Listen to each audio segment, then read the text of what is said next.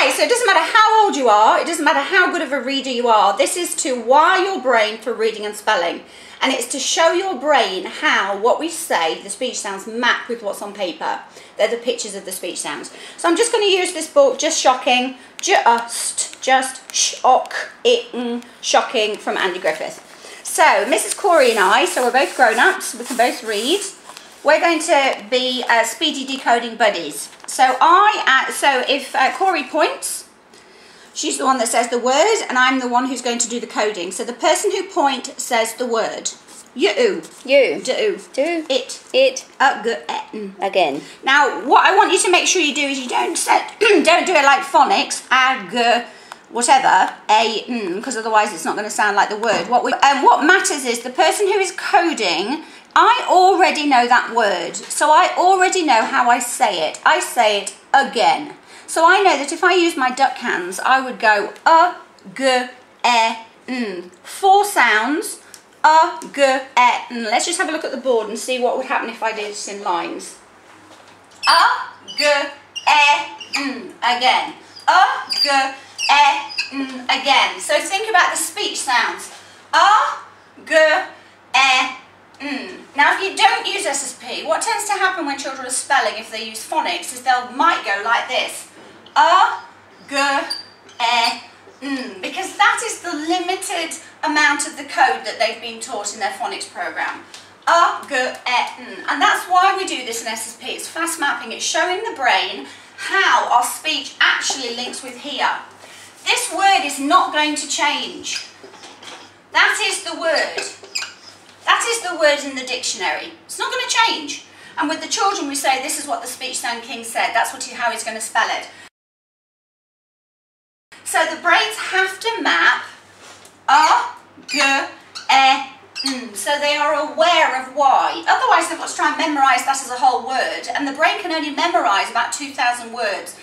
Out of everything they can only memorise, that's the most. That's why some children will be really good in prep, they memorise their sight words and whatever, and then they fall down. Because the brain just isn't set up like that. The brain wants to understand it. So when we use SSP, they understand it because we say again. Let's look at it. So the brain is mapping. Oh, okay, so in here, there's the picture of there's the picture of And yes, we could look in the cloud, which is falling down. So if we look at the cloud, it's here. There's the cloud. So that is the one that we learned first of all as one of the pictures for in the purple level. That's only one of them. Here are all the others that we've discovered. So again, let's have a look if it's in there. There it is. It is in there. Let's think about that. Let's think about that. Have a look at the cloud. That is the one we learned first of all. When we're thinking about the sound we take a picture of and the first picture we think of is this one. But the children have got this up right from day one. So whenever we're looking at another word like again, we can see all the other options and it helps the brain to map. So that's why we're going to do it whilst we're speedy decoding with our Andy Griffith book. Okay, so start again. You do it again. And again. Again. Now what you might do then is say, okay, let's read the whole thing in a speaking voice.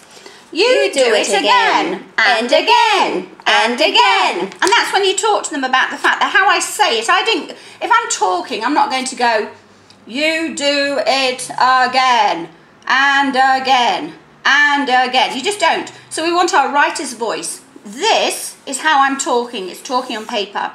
So all of these little dots here and the exclamation marks, what we call punctuation, that's how the person who is reading it, who's decoding, that's how they know how I'm talking. You do it again. So it means I'm pausing, I'm stopping. And again. So that's what we're talking to the children about.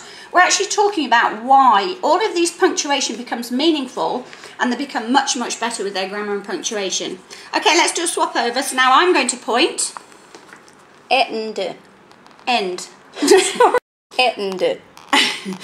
so what happened there was I've actually got to say the word as I hear my partner saying it. Now, I'm English and Mrs. Corey is Australian. So Mrs. Corey actually says end because she says end. So she would do it like that. So you do it again.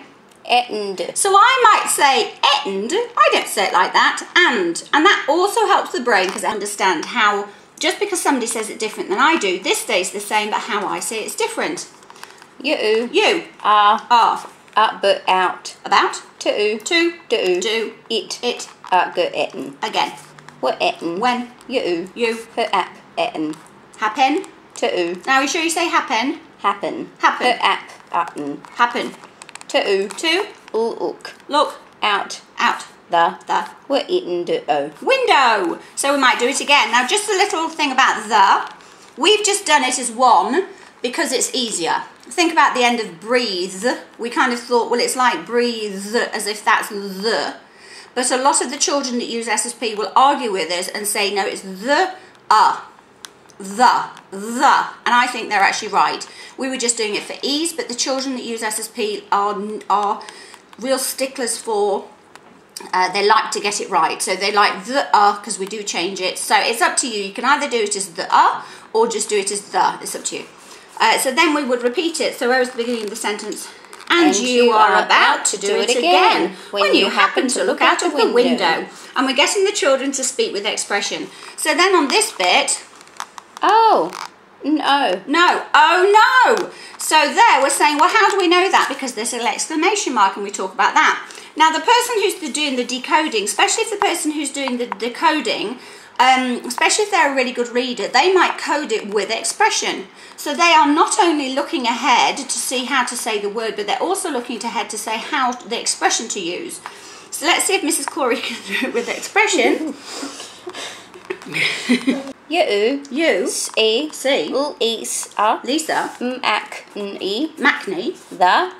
Girl. You. Love. Right. Outside blue level sandpit sandwich. And as soon as you see one, always look for blue level sandpit sandwich. It's a split vowel bite digraph, but basically we're looking it for it because we know that when we say it we go outside, and that middle sound there jumps across. Don't worry what that means. Can't see that. Okay, don't worry. Okay, so that should be straightforward. So try it even as adults, even as teachers, because it is not as easy as you think. You've got a head start if you can already read, because you're scanning ahead to see what the sounds are and your brain's able to process that really quickly. And you can also do this because supposing I really wanted to be able to read this book and Mrs. Corey can because she can code, then that's great because she can code for me. She can go you and I can say you, and it means I'm getting a chance to read this book without her having to read it to me or without me going, you do it again, and I lose track of it. So I lose track of the whole reason I'm reading this book for pleasure.